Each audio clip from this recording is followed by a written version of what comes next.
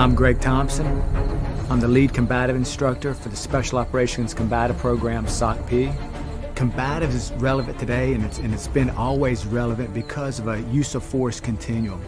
You can't always shoot everybody. At some point, you're going to have to lay hands on somebody. And when they want to fight or resist, and you may not have time enough for them to stall out, you may have to clear the next room, you're going to have to go hands-on. It's too easy to give somebody a rubber knife and say, let's just fight. At the end of the day, all the techniques that I've learned and what sculpted me to where I'm at right now is I came at it from a Gracie Jiu-Jitsu and MMA approach, meaning you need to win and lose a whole bunch of times under stress before you're even 50% ready for an altercation.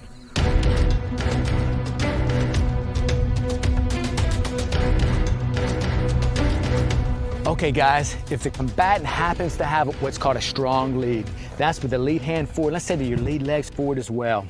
If it's in play, you're not going to be able to pass to the far side. In all these situations, when a knife's in play, you need to break contact, you need to run, create space. That's going to be your first option, but we're saying here we can't break contact.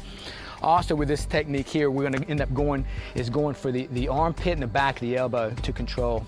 You may get this technique, maybe he's pulling it out of your body here as it comes out. Instead of focusing so much on the wrist, which you can, you really need to get one hand on the back of the elbow. The back of the elbow is the only way you're going to be able to control that piston.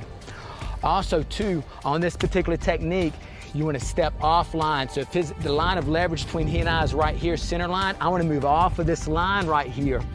As I cup his elbow, I want to move down to the base of his thumb, and I'm going to lunge with the headbutt. I want my head between center line of his body and the dominant weapon, which the dominant weapon we're going to say is his weapon right now. What I don't want to do is stop right here in any fight, because he can take this hand out right here, so I need to get my head in there. So how this thing can go, if he comes with a stab here, I'm going to control the arm and the back of the elbow as I'm moving back. I'm going to lunge with a headbutt here to control him. This hand's going to snake through. When it snakes through here, I'm going to turn it slightly over at an angle. This hand's going to melt down. That way I can manipulate his arm a little bit better. If I stay right here, I cannot manipulate his wrist. As I melt down to here, I'm locking into here, and I'm going to weigh this down. I don't want this arm to go all the way straight. I'm going to leave it slightly bent, but further enough I can stop the potential pass. When I'm weighing this down, I'm not going to necessarily bring this to my thigh. I'm going to bring my thigh to it, and I'm going to pin it over my wrist. Now I can look to move this thing away. From here I can slam him straight to the ground, spin him into somebody else to break contact, stall out, or holler for support.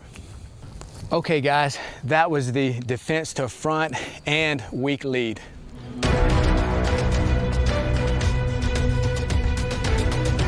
And for me, whatever I give somebody, they have to be able to do 6 months later, and they may not have trained for it. So I may have them for a short window.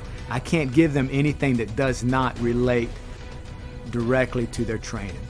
Because in reality, you're going to get stabbed and you're not going to disappear. You're going to have trouble processing. That Rolodex of answers are now trying to solve another answer. You can't afford to do that. You have to condition your mind to say, okay, I'm in this fight. I'm not looking at what's happening. I have to deal with it, make sure I don't get stabbed again or cut again. But you're still going to be there until you bleed out. And it takes too long to bleed out. You don't know if it's the first stab or the 100th stab that's going to be the one. So you have to continue to keep fighting back.